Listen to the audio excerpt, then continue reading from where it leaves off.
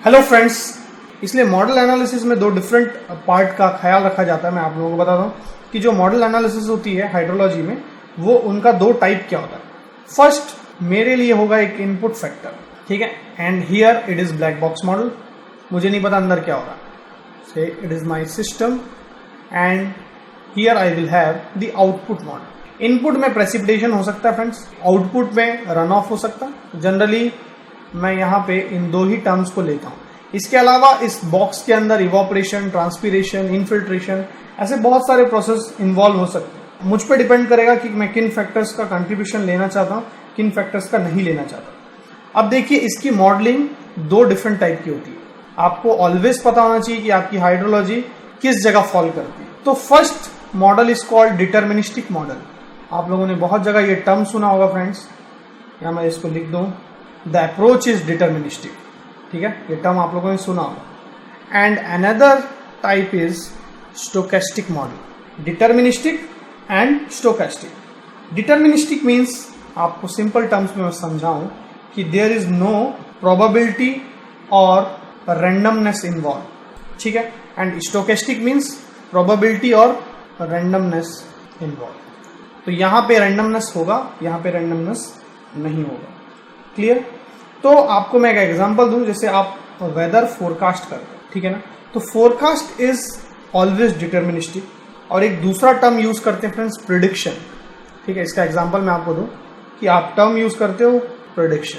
तो रेनफॉल को आप जनरली प्रिडिक्ट कर पाते हैं, डिटर्मिनिस्टिक अप्रोच नहीं है वो। इट मीन्स अगर आपके पास फर्म वैल्यू है, एक सर्टन वैल्यू है, it means you are going for deterministic term. And stochastic means you are not very sure, वहां पे कुछ ना कुछ रैंडमनेस इन्वॉल्व है, वहां पे कुछ प्रोबेबिलिटी इन्वॉल्व है। आप जब भी ऐसा टर्म यूज करेंगे तो आप उसको प्रेडिक्ट कर पाएंगे कि रेनफॉल इतना हो सकता है।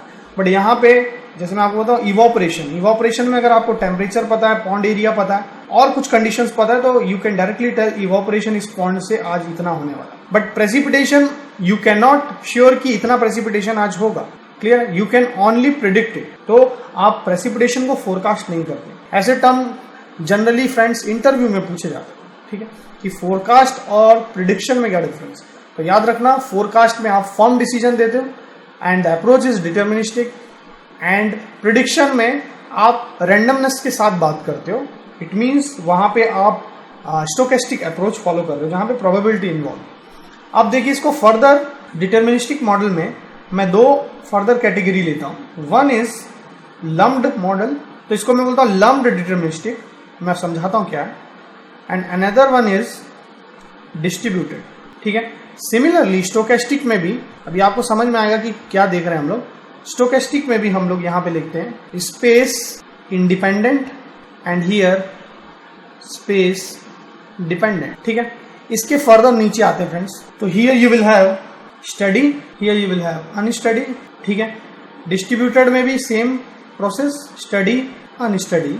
और स्पेस इंडिपेंडेंट के बाद इसका फर्दर सब कैटेगरी आप देखो, here it is time dependent, time independent, again time dependent and time independent. अब ये देखिए फ्रेंड्स, ये तो यहाँ पे आपने अपने दो डिफरेंट मॉडल को सब कैटेगराइज कर लिया, deterministic versus stochastic, deterministic and stochastic. But यहाँ पे आप देखिए, ये जो डिस्ट्रीब्यूशन मुझे बता रहा है, ये वाला पार्ट, यहाँ पे देखिए मैं स्पाशियल डिस्ट्रीब्यूशन की बात कर रहा हूँ, मीन्स स्पेस में डिस्ट्रीब्यूशन की बात कर रहा हूँ। This is distribution in space.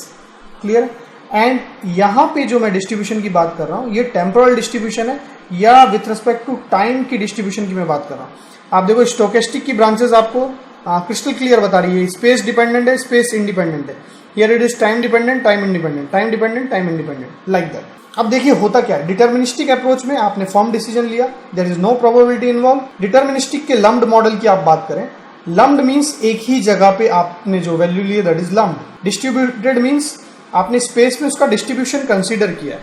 इसका मैं आपको एग्जांपल देता हूं कि जो मैंने फिगर ड्रॉ किया था इंडिया का, वंस अगेन सॉरी, हियर मैंने एवरेज वैल्यू ली है फ्रेंड्स 119 सेंटीमीटर। क्लियर?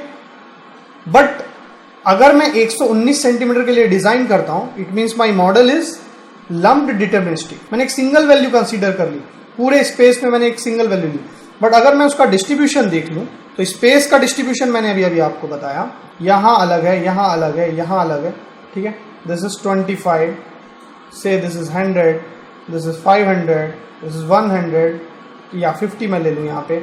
तो अगर ऐसा डिस्ट्रीब्यूशन अब मैं देख रहा हूँ यहाँ पे, तो इसका मतलब मैं क्या कंसीडर कर रहा हूँ, मैंने अभी विथ रिस्पेक्ट टू स्पेस मैंने डिस्ट्रीब्यूशन कर लिया, क्लियर ना। अब मैं डिफरेंट प्लेस पे डिफरेंट वैल्यू कंसीडर कर रहा हूँ, तो लम्प समझ में आया, सिंगल वैल्यू से 119 centimetre all over India. Distributed means कि मैंने ईस्टर्न पार्ट में 500 कंसीडर कर लिया, वेस्टर्न पार्ट में से 25 कंसीडर कर लिया, तो ये इसका स्पार्शियल डिस्ट्रीब्यूशन हो गया।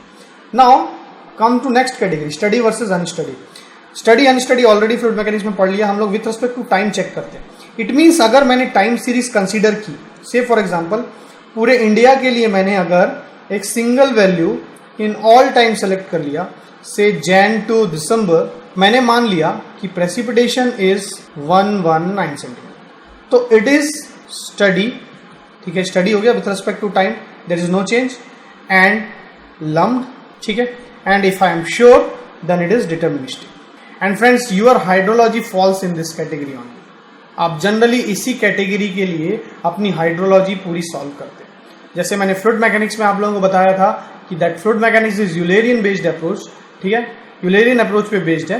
तो सिमिलरली ये हाइड्रोलॉजी जो है आपकी study, lumped and deterministic model पे बेस्ड होती है, क्लियर है।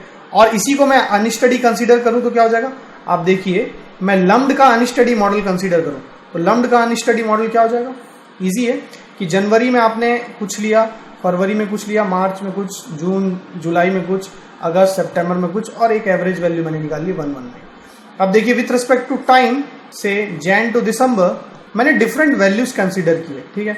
कहीं पे ये हो सकता है 300 हो जाए, कहीं पे हो सकता है 200 हो जाए, कहीं पे हो सकता है 50 हो जाए, और एवरेज इज 119। तो जब मैं with respect to time distribution consider करता हूँ, देन इसको बोलते हैं अनस्टडी, अगेन लम्प्ड, क्योंकि मैंने 119 का डिस्ट्रीब्यूशन देखा, and unsteady, lumped and deterministic. ये हो गया इसका मॉडल का नाम, क्लियर है। Now come to this category कि डिस्ट्रीब्यूटेड में स्टडी अनस्टडी क्या होगा। तो डिस्ट्रीब्यूटेड में सबसे पहले मुझे इसको डिफरेंट पार्ट में डिस्ट्रीब्यूट करना पड़ेगा, तो डिस्ट्रीब्यूटेड हो गया। अब अगर सेम यहाँ पे 25 सेंटीमीटर को मैं इस पर्टिकुलर एरिया में फिक्स कर दूं लाइक दिस, अगर यहाँ पे 119 नहीं होके सपोज करो राजस्थान के लिए मैं प्लॉट करता और मैं यहाँ पे 119 की जगह 25 ले लेता, तो ये मेरी कौन सी कैटेगरी होती। पहले तो ओवरऑल मैं देखूंगा कि डिस्ट्रीब्यूटेड है, क्लियर है। तो डिस्ट्रीब्यूटेड में अब क्या हो गया, ये स्टडी हो गया। अब सिमिलरली इस 25 सेंटीमीटर को आप प्लॉट मैं विथ रिस्पेक्ट टू टाइम, ठीक है, ऐसा देखूं, तो अब ये किस कैटेगरी में आ जाएगा, वो unsteady, distributed and deterministic model, clear. और ये किस कैटेगरी का मॉडल होगा फ्रेंड्स, स्टडी, लम्प्ड नहीं रहा, डिस्ट्रीब्यूटेड हो गया, तो study, distributed and deterministic model. तो आई होप ये चीजें क्लियर है। अगर आपसे कोई पूछे कि आपका हाइड्रोलॉजी किस कैटेगरी में फॉल करता है, तो आपका आंसर क्या होगा, डिटर्मिनिस्टिक, लम्प्ड एंड स्टडी, ठीक है, अनटिल अनलेस में उसका डिस्ट्रीब्यूशन स्पेस में ना हो। ये फ्रेंड्स आपके सिलेबस में है नहीं स्टोकेस्टिक मॉडल। आप देखेंगे हायर स्टडी में आप इंटायर हाइड्रोलॉजी को स्टोकेस्टिक हाइड्रोलॉजी के फॉर्म में पढ़ते हैं, ठीक है। एक अपने आप में वो कंप्लीट सब्जेक्ट है स्टोकेस्टिक हाइड्रोलॉजी। उसमें आप प्रोबेबिलिटी लेते हैं, मींस नॉर्मल डिस्ट्रीब्यूशन कर्व का कंसीडरेशन आप करोगे उसमें, ठीक है, प्रोबेबिलिटी डिस्ट्रीब्यूशन कर्व कंसीडर करोगे, और उसके बाद जो एनालिसिस परफॉर्म करते हो दैट इज स्टोकेस्टिक मॉडल। तो आई होप फ्रेंड्स आज की वीडियो लेक्चर में जो हम लोगों ने देखा आप लोगों को समझ में आया होगा। एक बार ये फ्लो चार्ट आप खुद से बनाइएगा अपनी नोटबुक में।